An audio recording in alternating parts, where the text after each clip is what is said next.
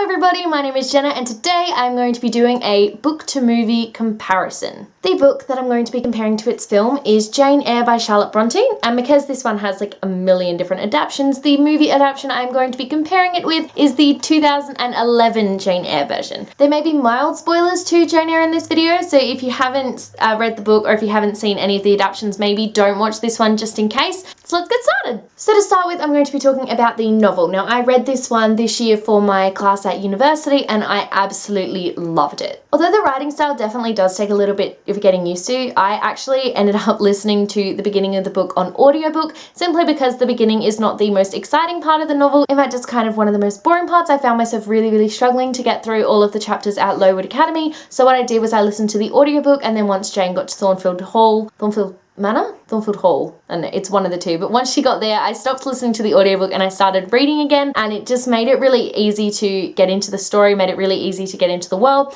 and it also let you sort of get used to the writing style so that you were sort of listening to it and then you were able to go and read it. One of the things that I love the most about this book is the fact that it's not just a love story between Jane and Mr. Rochester, it also has a lot of critiques on the time. There's a lot of Jane sort of being her own person and going out and being very feminist. I see a lot of feminist readings in this novel. I know we're definitely talking about that in university at the moment, but I also love the gothic horror elements to this book. It's really a lot of fun to sort of know that there's something happening up in the attic and the house is haunted, and you know, it made for a really fun and interesting read, and I really cannot stress enough how much I really loved this book. So then we get to the 2011 film version. Now this film version stars Mia Wasikowska and Michael Fassbender, both of whom I absolutely adore. I think they are incredible actors and I'm so glad that they were in this film. I really like Michael Fassbender.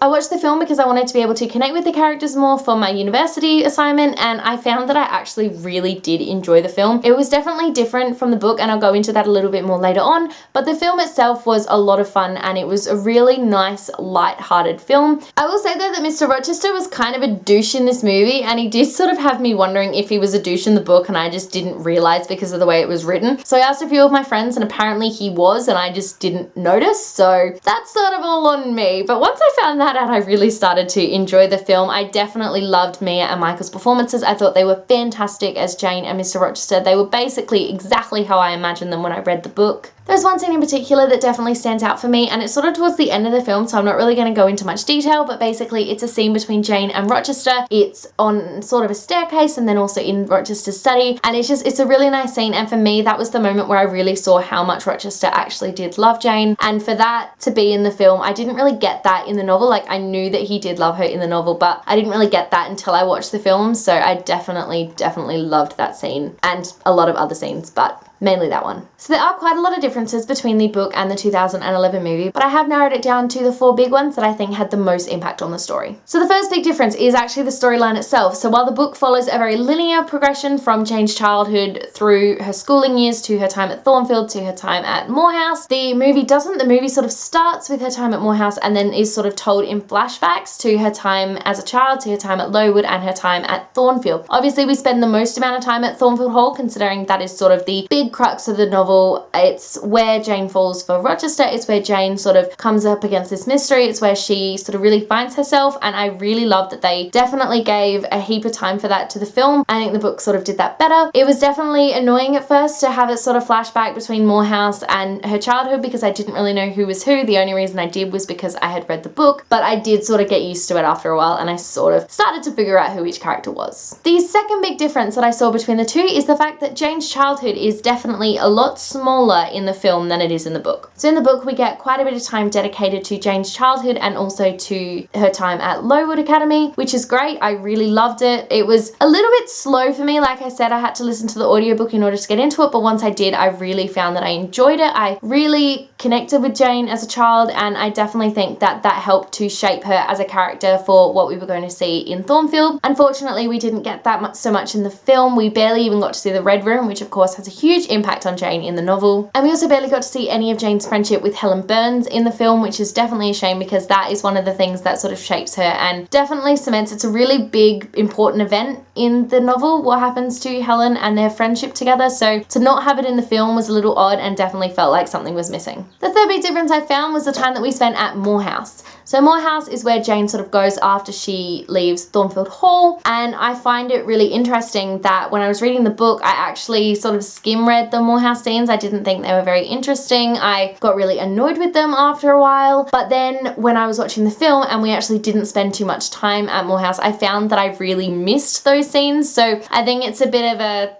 I don't really know how you can balance that. I guess on one hand, in the book I had too much of it, but in the film I didn't have enough because I felt like I really didn't get to know these characters and who they were. So that was a really interesting sort of thing for me, that I didn't particularly like Moor House in either adaptation. So maybe it's just the Moor House scenes that I just really don't like. And the fourth big difference I found between the book and the movie is the big reveal. Now, I'm not going to tell you what the big reveal is because obviously I want you to find that one out for yourself, but what I will say is that the book definitely does it a lot better than the film does. So in the book there's a lot of build up to this reveal. You know, we get sort of whispers of what's going on in this house, we get visions sort of, we get fires, we get all these really exciting things, and Jane sort of gets into her head that something is happening, but Rochester and the other household staff, they sort of brush off her concerns and say there's nothing the matter, it's just one of the staff members who likes to drink a bit. And that was great because they introduced this massive mystery, so that we had a mystery sort of running alongside the love story, which I really enjoyed reading about. But the film sort of deviates from that a bit. It still has the big reveal and it's still quite shocking for those of you who wouldn't have read the book, but they don't build up to it quite as much. So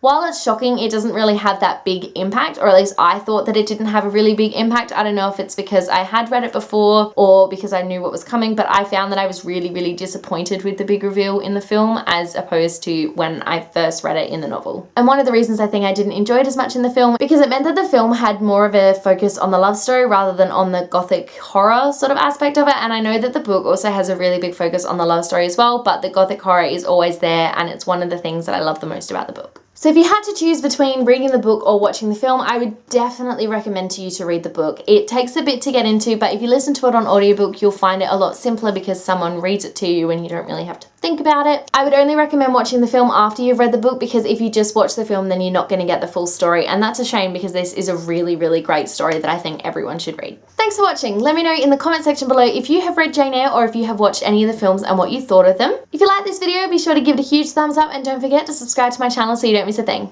Stay random. Bye!